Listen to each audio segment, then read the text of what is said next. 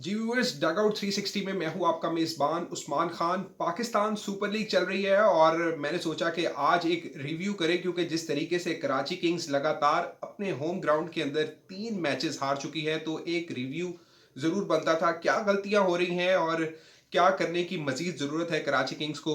कुछ नज़र डालते हैं कि अगर अब तक के हम मैचेस देखें तो जिस तरीके से कराची किंग्स का कॉम्बिनेशन इस टाइम बनाया गया है टीम मैनेजमेंट की जानिब से, कुछ समझ नहीं आ रही। कभी मैथ्यू वेड को ओपन कराया जाता है, कभी उनको 5वें नंबर पे खिलाया जाता है। शुएब मलिक जो तजर्बाकार खिलाड़ी है, उनको भी काफ़ी नीचे लाया जा रहा है। चौथे 5वें नंबर के ऊपर उनकी भी बारी आ रही है।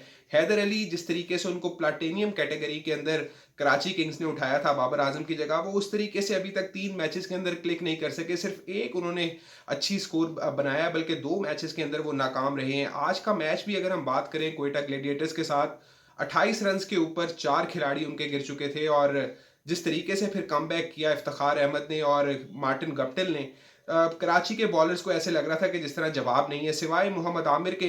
वो भी पिछले 2 मैचेस के अंदर उनको भी काफ़ी मार पड़ी थी, तो आज उन्होंने कुछ लाइन लेंथ बेहतर की है। जिस तरीके से शाहिद अफरीदी का आपने बयान भी सुना होगा कि उन्होंने उनको कॉल करके समझाया, मुझे लगता है कि शायद उनकी हदायत मोहम्मद आमिर की थोड़ी बहुत उनके काम आई है, क्योंकि जिस तरीके से वो बड़े बड़े बल्लेबाजों के खिलाफ बयानात दे रहे थे और उस तरीके से उनसे परफॉर्मेंस भी नहीं हो रही थी, और ऐसा लग रहा था कि शायद उनका ध्यान क्रिकेट से हट गया है। लेकिन अब एक बार फिर ज़रा फोकस उनका ग्राउंड के ऊपर आया, तो आज उनकी परफॉर्मेंस भी बेहतर नज़र आई है।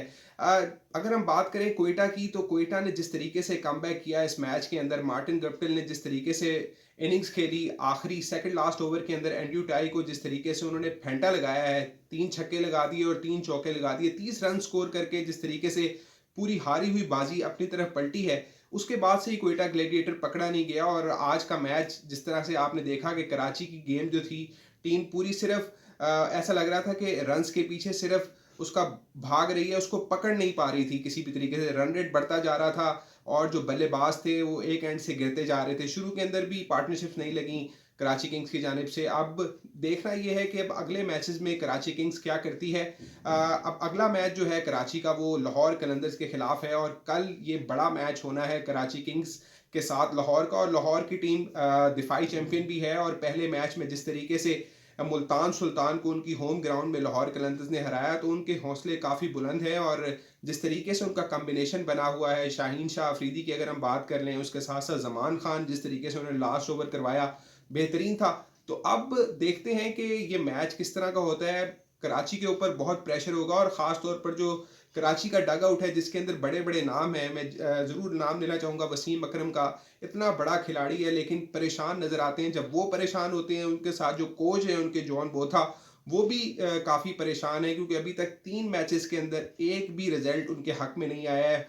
पिशावर जलमी के खिलाफ मैच हो तो उसके अंदर 200 रन खा लिए, फिर उसके बाद इस्लामाबाद यूनाइटेड के खिलाफ जो मैच हुआ उसके अंदर 175-76 तक भी टारगेट किया, लेकिन उसको डिफेंड नहीं कर सके। फिर उसके बाद आज 168 के ऊपर जो कोयटा ग्लैडिएटर की टीम थी वो रुक गई थी, लेकिन उसको वो टारगेट चेज नहीं हो सका 20 ओवर्स में। शुएब मलिक के ऊपर काफ़ी जिम्मेदारी है इस कराची किंग्स की टीम के ऊपर, लेकिन शुएब मलिक खेल तो रहे हैं, लेकिन उनके साथ कोई दूसरा खिलाड़ी नज़र नहीं आ रहा जो उनका साथ दे सके। इमाद वसीम ने पिछले मैच के अंदर कुछ अच्छी बारी लगाई थी, उसके बाद इमाद वसीम भी नहीं चल सके, दोनों मैचेस के अंदर नाकाम हो गए। कल का जो मैच था इस्लामाबाद यूनाइटेड के खिलाफ, उसमें भी नहीं चले, और आज फिर 0 पर आउट हो गए। तो अगर इस तरह की बैटिंग होगी तो फिर कराची के लिए मुश्किलात पैदा हो जाएंगी।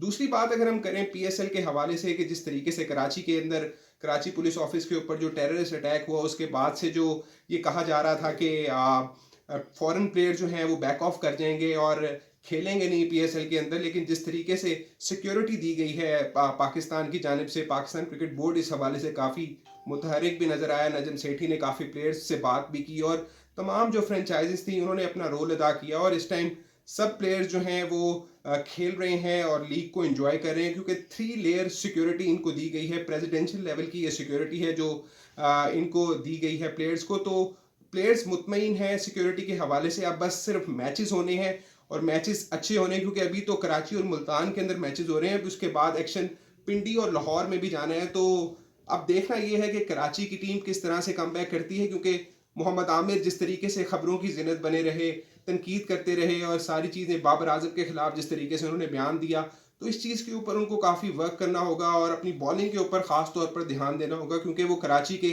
मेन बॉलर हैं इमाद वसीम, जिस तरीके से आज उन्होंने अटैक किया, 3 विकेटें भी ली, लेकिन फिर उस तरह से कैपिटलाइज़ नहीं कर सके। तो अब कराची किंग को अगर टूर्नामेंट में रहना है तो लाहौर कलंदर को कल का मैच हराना होगा, क्योंकि अगर 4 मैच ऑन द ट्रॉट हार जाते हैं तो फिर अगले 6 मैच जीतना आसान नहीं होगा।